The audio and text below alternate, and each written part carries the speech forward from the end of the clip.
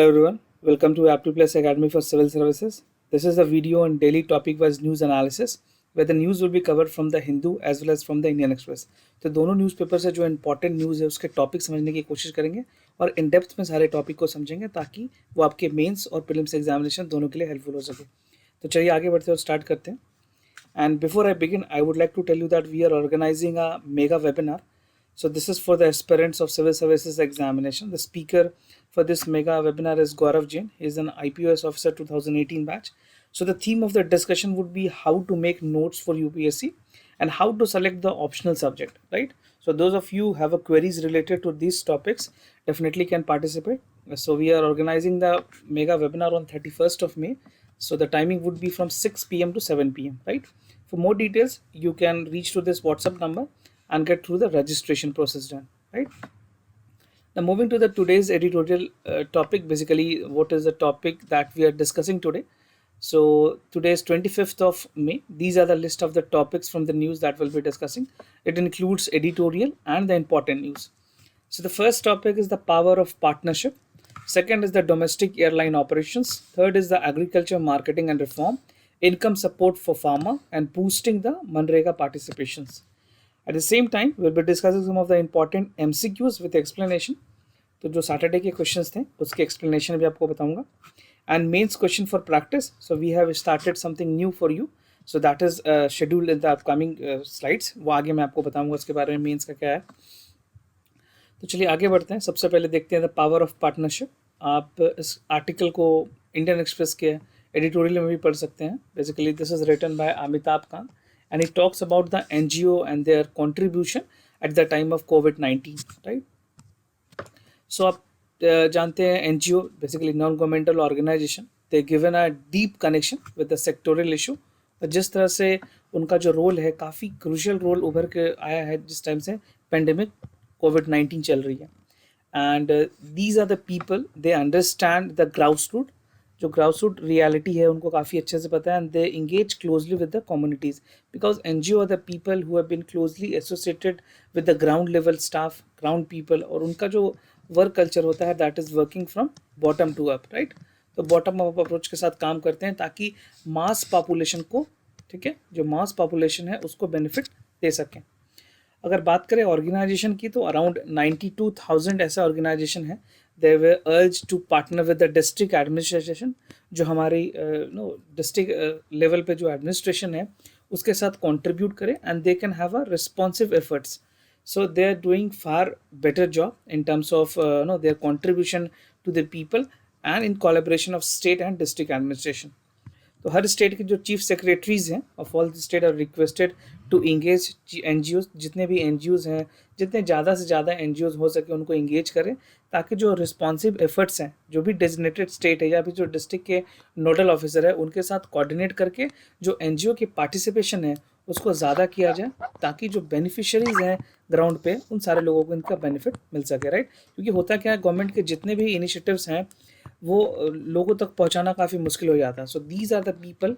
So NGO would be the people who would be working at the ground level and making the right beneficiary to take the benefit of it, right? और NGO अगर partnership की बात करें private sector में और international organisation में, उन्होंने government के साथ कोलैबोरेट किया है. They have joined hand to fight against the COVID-19. ना गवर्नमेंट के कुछ इंपॉर्टेंट इनिशिएटिव्स हैं. तो सेंट्रल गवर्नमेंट ने एक एम्पावर्ड ग्रुप बनाया था जिसका नाम था empowered group for the comprehensive action and integrated response. तो बेसिकली जो भी कोरोना वायरस को पेंडेमिक को लेकर के कैसे कंटेन करना है, what would be the strategy, उसके लिए ग्रुप बनाई गई थी. तो इसका जो मैंडेट था इस ग्रुप का, टू कोऑर्डिनेट विद द 3 की स्टेक होल्डर्स. जो भी की स्टेक होल्डर्स है 3. जो पहला दैट इज NGO.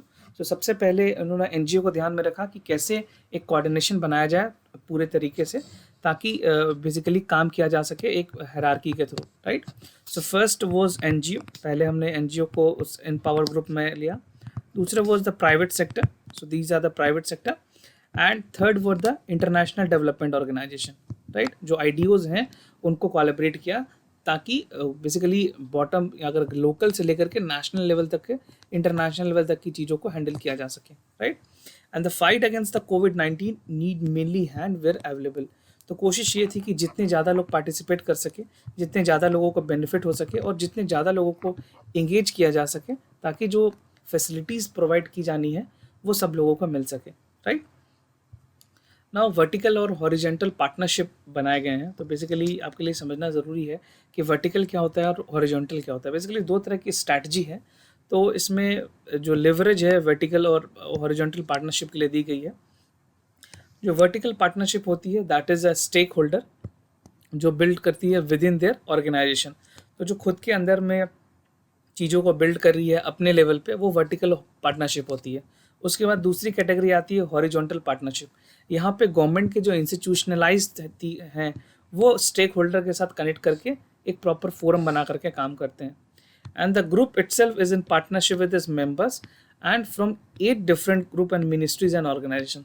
तो सरकार की जो 8 मिनिस्ट्रीज हैं वो सारे ने ऑलरेडी कोलैबोरेट किया है हॉरिजॉन्टल पार्टनरशिप में, और वो लोगों के बेनिफिट के लिए इस तरह के प्रोग्राम एंड पॉलिसीज लेके आ रहे हैं। Now what is a way forward. अगर बात करें सिविल सोसाइटी की, तो सिविल सोसाइटी एंड वॉलेंट्री और नॉन गवर्नमेंट ऑर्गेनाइजेशन जो है, जो NGOs हैं, they constitute the backbone of the जो कलेक्टिव आर्टिकुलेशन है सिटीजन के लिए, जो एक बेसिकली चीज़ें जो ज़रूरत है in the interest of the democracy. तो दे आर प्रैक्टिकली इम्प्लीमेंटेड। उनकी पूरी कोशिश है ताकि जो धरातल जो ग्राउंड रियलिटी है उस पर वो काम कर सकें, right. And as the facilitator उसके लिए क्या ज़रूरी है कि वो मीडिएटर का काम करे, एडवोकेटर्स का काम करे, और जो इंटरेस्ट है NGO ग्रुप के लोग बेसिकली जो कवर्ड हैं, या फिर विलेज लेवल पे हो, या फिर पंचायत लेवल पे हो, या फिर डिस्ट्रिक्ट लेवल पे हो, इन सारे लेवल पे काम कर सके during this crisis, right. And the support provided by the NGO to the government is a initiative by which the timely and invaluable commitment would be given, right. So basically मैंने आपको जो बताया दो तरह के हैं, एक तो वर्टिकल और एक हॉरिजॉन्टल। तो हॉरिजॉन्टल में ज़्यादा गवर्नमेंट के साथ कोलैबोरेट करके, so they are putting their efforts कि दोनों जॉइंट वेंचर के साथ काम कर सकें, right. Now moving ahead, the other news that is domestic airline operations. तो अभी रिसेंटली जो हमारी मिनिस्ट्री ऑफ सिविल एविएशन उन्होंने कुछ गाइडलाइन दिया है, उसको लेकर के कुछ इंपॉर्टेंट बातें हैं। तो Civil Aviation Ministry, the regulatory body for the aviation sector, has announced the domestic flight that will be commencing across the country आज से, that is 25th of May। सारी डोमेस्टिक फ्लाइट अभी ऑपरेशन की जा रही है। और जो एक्सपर्ट्स हैं, बेसिकली अगर बात करें एक्सपर्ट का ऐसा ओपिनियन है कि दिस इज़ वेरी नेसेसरी, क्योंकि जिस तरह से एविएशन सेक्टर जिसकी गिरावट हो रही है, यहाँ पे ज़रूरी है कि इसको रिवाइव करने के लिए कुछ चीज़ों के साथ हमें स्टार्ट ही करना पड़ेगा। So there is no option left, and all the precautionary measures has been taken. So in this precautionary measures, Andhra Pradesh and West Bengal has still not started their operations. So they will resume their operation on 25th, and West Bengal is possibly to start its operation from 28th of May, right? तो आंध्र प्रदेश और ये दोनों जो हैं they will start from 28th। बाकी और सारे operation अभी स्टार्ट हो चुके हैं 25th मई से। बात करें अगर हेल्थ मिनिस्ट्री की, तो उन्होंने कुछ नए गाइडलाइन इशूज़ किए हैं कि जो इंटर स्टेट ट्रैवल है या फिर इंटरनेशनल अराइवल्स जो होंगे, so they will be stating that the covid के जो एसिम्टोमेटिक पेशेंट्स हैं या जो इंटरनेशनल अराइवल पा रहे हैं, उनको परमिट किया जाएगा to take the self quarantine for 14 days. ये सेल्फ मॉनिटर में रखे जाएंगे। आगे मैं डिटेल में आपको बताऊंगा किस तरह से उसके प्रोविजंस रखे गए हैं। और जो मिनिस्ट्रीज है, they have also instructed the state and union territories to develop their own protocol, कि वो अपना एक प्रोटोकॉल बनाए कि किस तरह से वो क्वारंटीन करेंगे लोगों को, आइसोलेटेड का क्या प्रोसीजर्स होगा और कितने टाइम के लिए लोगों को रखा जाएगा।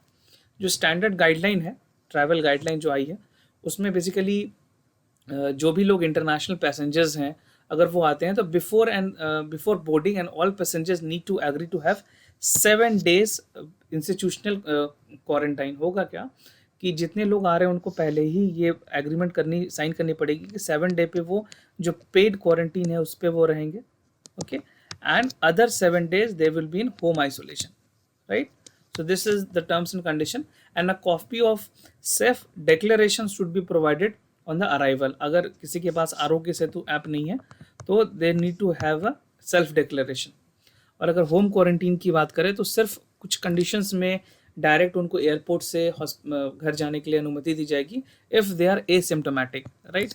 उस कंडीशंस में अगर कोई ह्यूमन डिस्ट्रेस है, प्रेगनेंसी के केसेस हैं, डेथ इन द फैमिली हो गई, या किसी की सीरियस इलनेस है, या किसी के पेरेंट्स 10 साल नो बेसिकली छोटे बच्चे को कैरी कर रहे हैं, so they would be only allowed to travel directly to their home. But the fact is उनके पास आरोग्य सेतु का ऐप मैंडेटरी है।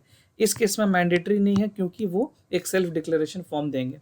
बट अगर आप डायरेक्टली जाना चाहते हैं 14 डे क्वारंटीन होम क्वारंटीन पे, तो आपको आरोग्य सेतु ऐप के साथ जाना पड़ेगा। नाउ द कॉमन गाइडलाइन है कि जो only asymptomatic passengers would be allowed to use allowed, and they have to use the Arogya Setu app. So this is in relation to this only. और passengers and crew should be wearing mask to ensure the hand hygiene. Flight में पूरी तरह से जो basically जो ambience है flight का, वहाँ पे भी प्रॉपर सारी चीज़ों को मेंटेन करके चलना है।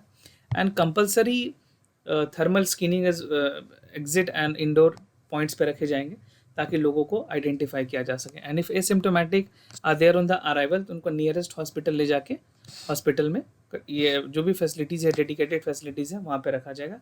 And after 14 days authority would be informed whether the symptoms developed और not, right. So these are some of the important decision that has been taken by Government of India, both in collaboration with the Ministry of Civil Aviation and the Ministry of Health.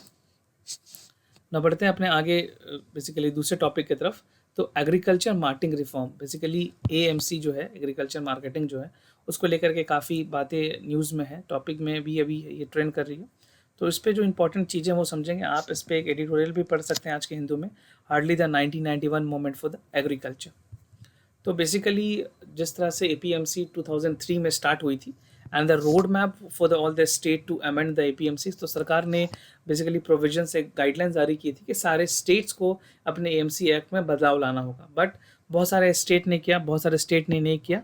And in this particular the जो initiatives थी जो पूरी कोशिश थी कि जो farm जो direct purchase है वो किया जाए थ्रू कॉन्टैक्ट फार्मिंग के थ्रू, या फिर बिसाइड प्राइवेट होलसेल प्लेयर जो नॉन APMC मार्केट में, उन लोगों को भी इनरोल किया जा सके। तो दिस अनाउंसमेंट बेसिकली अभी जो सरकार लेकर के आई है, ये एग्रीकल्चर मार्केटिंग की जो पहले पॉलिसी हुआ करती थी 1991 में, उसके आसपास की इस तरह से बेसिकली 1991 में भी ऐसे लिबरलाइजेशन बेसिकली उनको कुछ रेगुलेशन के साथ लाया गया था ताकि जो फार्मर्स हैं, जो APMC जो मंडीज़ हैं, उनको ज़्यादा से ज़्यादा बेनिफिट हो सके। ना कुछ इंपॉर्टेंट एग्रीकल्चर रिफॉर्म लाए गए हैं, तो 3 इंपॉर्टेंट एग्रीकल्चर मार्केटिंग है। तो अगर बात करें, सबसे पहला रिफॉर्म था that is agriculture produce market committee, जिसको APMC एक्ट भी कहते हैं। उसके बाद एसेंशियल कमोडिटी एक्ट, आपने इसके बारे में भी प्रीलिम्स में पढ़ा हुआ है। एसेंशियल कमोडिटी एक्ट में भी बहुत सारी चीज़ों में चेंजेस सरकार ने किया है। और जो कॉन्ट्रैक्ट फार्मिंग है, इन तीनों चीज़ों को बेसिकली एग्रीकल्चर मार्केटिंग के तौर पे बढ़ावा दिया गया था। और जो फर्स्ट कम्प्रीहेंसिव मॉडल थी APMC की, दैट वाज प्रपोज्ड इन 2003, जो मैंने आपको पहले बताया। और उसमें कुछ बाद के साथ रिफॉर्म होते रहे 2007 में, 2013 में और लेट 2017 में गवर्नमेंट ने इसमें चेंजेस किया है। ना बात करें जो APMCs हैं, बहुत सारे स्टेट्स ने अपने हिसाब से उसमें चेंजेस किए, अमेंडमेंट लाए हैं। तो जो मेन आर्ग्यूमेंट है against the APMC is that it create barrier. तो बहुत सारे स्टेट्स का कहना है कि वो एक बैरियर क्रिएट करती है, जहाँ पे एंट्री और एग्जिट्स पे, सेल और परचेजेस में जो एग्रीकल्चर की जो कंपलसरी प्रोड्यूस है फार्मर की, वो ट्रेडर को वहाँ पे परचेस करनी पड़ती है। और केरला की अगर बात करें, तो Kerala does not happen APMC act, Kerala के पास कोई APMC नहीं है। और बिहार ने रिपील्ड किया है, बिहार ने इसको आगे बढ़ाया ही नहीं है, राइट। बिहार के पास कोई APMC नहीं। मैं आगे आपको बिहार का केस भी बताऊंगा। बट सेवरल स्टेट्स की अगर बात करें, जैसे महाराष्ट्र है, वेस्ट बंगाल, उड़ीसा, गुजरात, आंध्र प्रदेश, इन्होंने डीरेगुलेट किया अपने वेजिटेबल ट्रेड को और अलाउ किया प्राइवेट मार्केट को, right. So this has introduced a unified licence and introduced single point check in the market level, ठीक है। जो मार्केट की जो फीस है उसको सिंगल लेवल रखा ताकि लोगों को जो फार्मर हैं उनको ज़्यादा से ज़्यादा बेनिफिट मिल सके, राइट। और तमिलनाडु की अगर बात करें, तो they have already reformed APMC with no market fee, उन्होंने कोई मार्केट फ़ी रखा ही नहीं है। तो उसके अलावा जो और मेजर स्टेट्स हैं, जैसे झारखंड, हिमाचल प्रदेश, उत्तराखंड, हरियाणा और राजस्थान, इन दे हैव अंडरटेकन वन और मोर ऑफ दिस रिफॉर्म्स। तो इन स्टेट्स ने कुछ अलग से अपने APMC में रिफॉर्म्स लाए हैं। अगर बिहार की बात करें, तो बिहार के एग्जाम्पल में बिहार ने अडॉप्ट ही नहीं किया था APMC एक्ट को, जिसके बाद हुआ क्या, बिहार के अलग जो स्टिल अभी वहाँ पे APMC को अबॉलिश किया गया 2006 के बाद से, और चीज़ों को अमेंड करके उसको कम्प्लीटली कैंसिल ही कर दिया गया।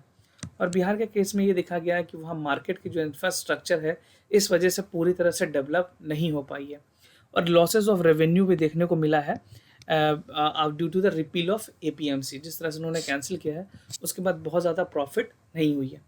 तो ये देखना काफ़ी अहम होगा कि किस तरह से एविडेंट है कि फार्मर के जो बेटर प्राइस के लिए क्या private mandis out of the APMC अच्छी होती है या फिर यहाँ पे उनको ज़्यादा लॉस है, क्योंकि यहाँ पे रेगुलेशन जो है वो बहुत ज़्यादा अच्छा नहीं हो पाता है। तो चीफ मिनिस्टर जो है बिहार के नीतीश कुमार, उनका कहना था कि अगर एपीएमसी एक्ट लगाया जाएगा तो फिर वो रेगुलेशन जो है अपने हिसाब से नहीं कर पाएंगे and they would be again hoarding and but the same time जो अभी जो प्रेजेंटली नहीं है एपीएमसी उसकी वजह से भी प्रॉब्लम और ज़्यादा बढ़ी हुई है। अब क्या वे फॉरवर्ड है? सो the first way forward is that increasing the physical spending. सरकार को ज़रूरी है कि जो फिजिकल स्पेंडिंग है एग्रीकल्चर मार्केटिंग रिफॉर्म में वो बढ़ाई जाए। और लॉकडाउन के बाद जो प्राइमरी टास्क होना चाहिए गवर्नमेंट का, स्पेशली फिनांस मिनिस्ट्री का, that is to increase the physical spending to revive the demand in the economy, right. And this has become the necessary after the sharp decline of the incomes. बहुत सारे ऐसे लोग थे जो मंडीज में काम करते थे, उनका जॉब लॉस हुआ है and they have decline the demand during the lockdown. और जो इंटरनेशनल प्राइजेज हैं have also shown declining trend. तो अर्जेंसी ये है कि is to protect the farmer from declining in the commodity prices. तो जो कमोडिटी प्राइस है उसको सेव कैसे किया जाए, उसको रिस्टोर कैसे किया जाए सरकार के लिए, ये काफ़ी अहम होगा। Now income support for the farmer, इसमें आप आज के एडिटोरियल भी पढ़ सकते हैं हिंदू पे। बेसिकली अशोक गुलाटी ने इनको लिखा है। तो इसमें बात की गई है कि जो इनकम की सपोर्ट है फार्मर को वो किस तरह से होनी चाहिए अभी पेंडेमिक के टाइम में, और जो रियल बेनिफिट्स हैं वो कैश में कैसे दिया जा सकता है, राइट। तो मई 20 को बेसिकली आपको पता है गवर्नमेंट ने 20 लाख करोड़ का पैकेज अनाउंस किया। मैंने आपको पहले भी बता दिया है, this is not 20 lakh crore. अगर इसको आप पूरी कैलकुलेशन कर लोगे तो ये close to 12 lakh crore rupees ही आएगी, फाइन। और ये कहा गया था कि 10% ऑफ जीडीपी है, बट जो एक्सपर्ट्स हैं उनके मुताबिक जो रिलीफ पैकेज दी गई, जो स्टिमुलस पैकेज है, वो सिर्फ 1% ऑफ जीडीपी को कंट्रीब्यूट करता है, ना कि 10%, राइट। और at this point of time they are thinking seriously of merging the income support. जो इनकम सपोर्ट पीएम किसान के थ्रू मिल रही है या फिर जो दूसरे स्टेट स्कीम के थ्रू मिल रही है, इसकी अगर आप टोटल कॉन्ट्रीब्यूशन देखोगे so this is something close to 5 lakh crore rupees.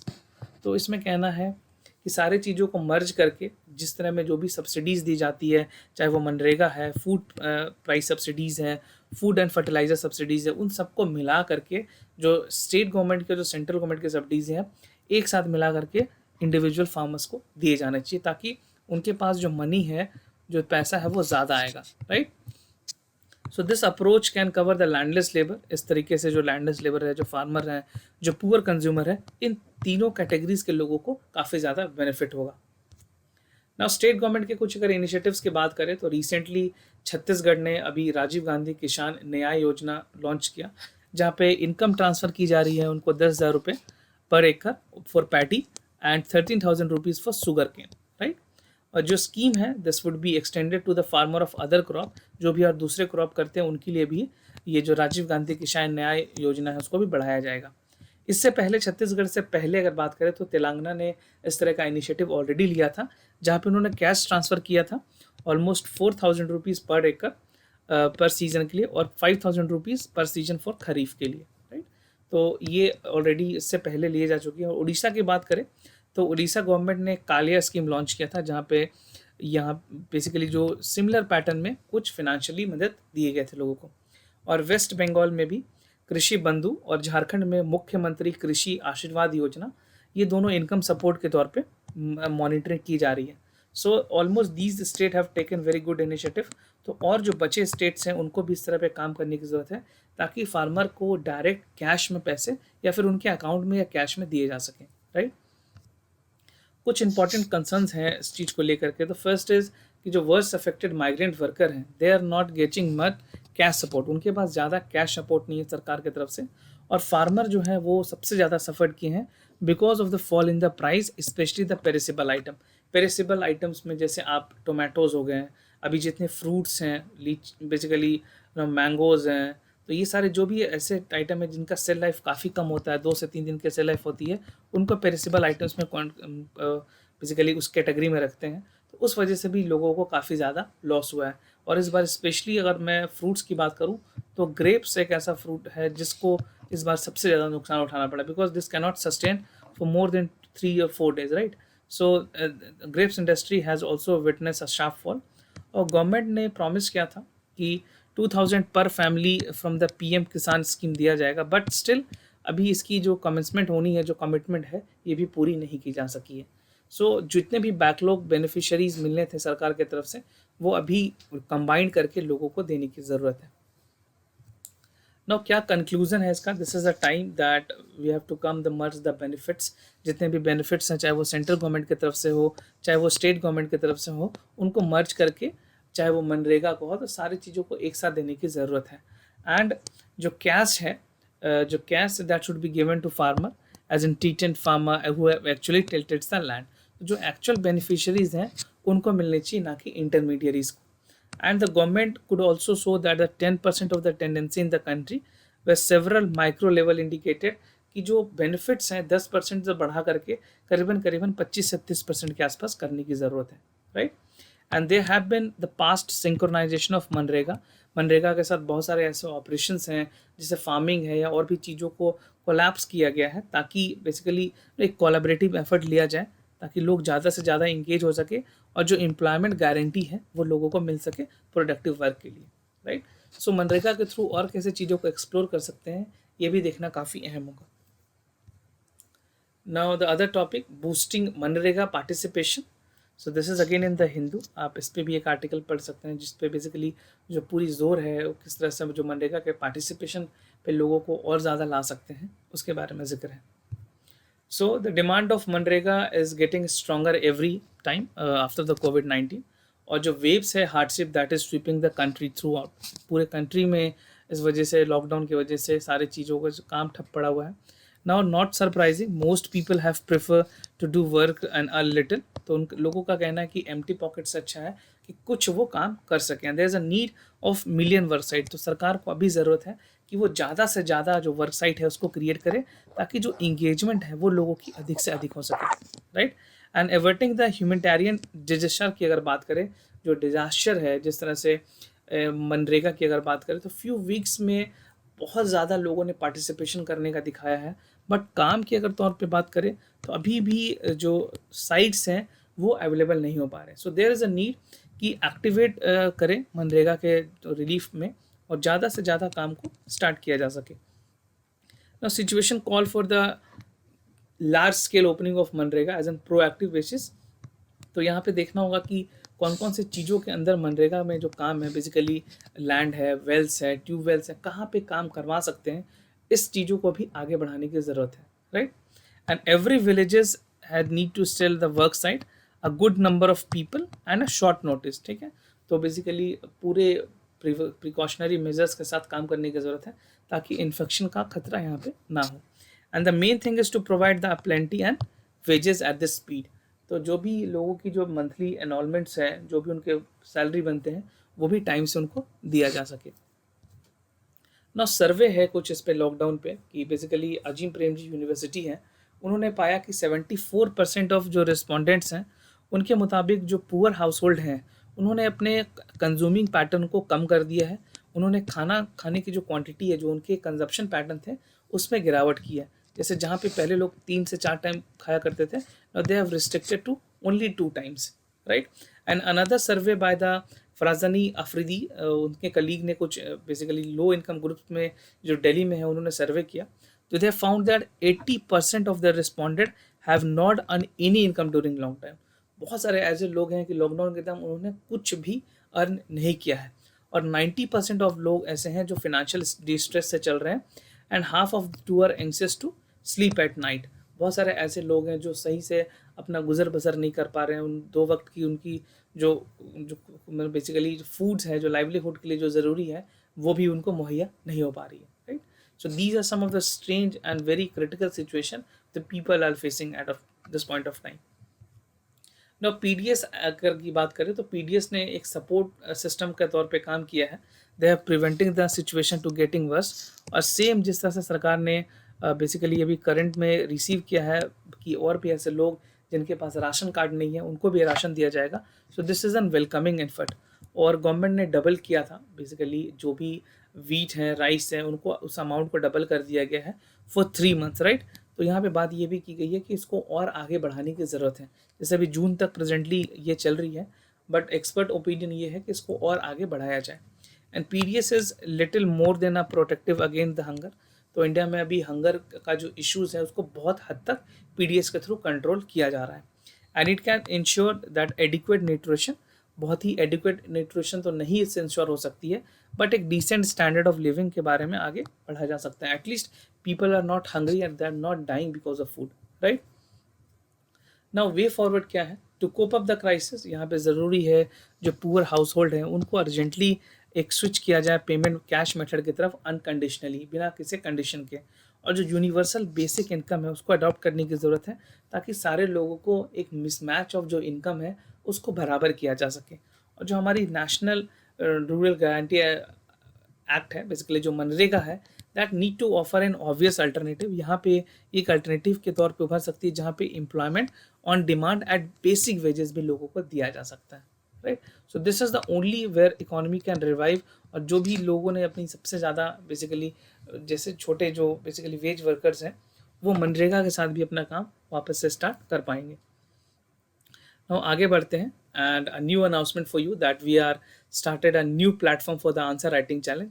क्योंकि हमारे अभी बहुत सारे लोगों ने पार्टिसिपेट किया था आंसर राइटिंग चैलेंज में, तो इस डेली इनिशिएटिव्स में हमने एक टेलीग्राम चैनल बनाया है। बेसिकली यहाँ पे होगा क्या कि हर सुबह आपको मॉर्निंग में क्वेश्चन पोस्ट की जाएगी and you have to write your answer and you have to post your answer in the same Telegram channel. तो वीडियो के डिस्क्रिप्शन को ज़रूर चेक कर लें, जहाँ पे आपको इसके लिंक मिल जाएंगे। आप उस चैनल को ज्वाइन कर सकते हैं और डेली आंसर राइटिंग में पार्टिसिपेट कर सकते हैं। जो वहाँ पे आपको आंसर जो आप हमें भेजेंगे उसकी उसी टाइम पे सेम डे आपको इवैल्यूएशन करके मिल जाएगी, right. You will get the feedback कि आपको किस तरह से आगे प्रोसीड करना है। So this is a dedicated platform for the daily answer writing and we have started on the Telegram, ताकि आपको ज़्यादा से ज़्यादा एक बेनिफिट मिल सके, right. So do participate and check the description link, जहाँ पे इसके मैंने टेलीग्राम चैनल के लिंक दिए हुए हैं। ना बढ़ते हैं आज के एमसीक्यूज़ की तरफ। सो कल के जो सैटरडे के जो क्वेश्चंस थे उसके आंसर्स पहले। तो फर्स्ट का जो आंसर है दैट इज़ बी, कि स्टेटमेंट 1 इनकरेक्ट है। It accepted the Hindu belief in reincarnation and karma. और जो थर्ड है वो भी इनकरेक्ट है, that is due inspiration from the philosophy of Upanishad, Samkhya, yoga, Vedanta school of thoughts. तो स्टेटमेंट 2 है वो सिर्फ करेक्ट है यहाँ पे, right. Now the second question मैंने आपसे पूछा था एलेग्रामा क्या है, तो it's a platform to connect the world with India industry with respect of technology, new trends, innovation and future transition. तो इसका करेक्ट आंसर है सी। बढ़ते हैं अपने आज के एमसीक्यूज की तरफ। So the first question is from the general science. तो आपको बताना है which of the following statement is correct regarding the parthenogenesis, right.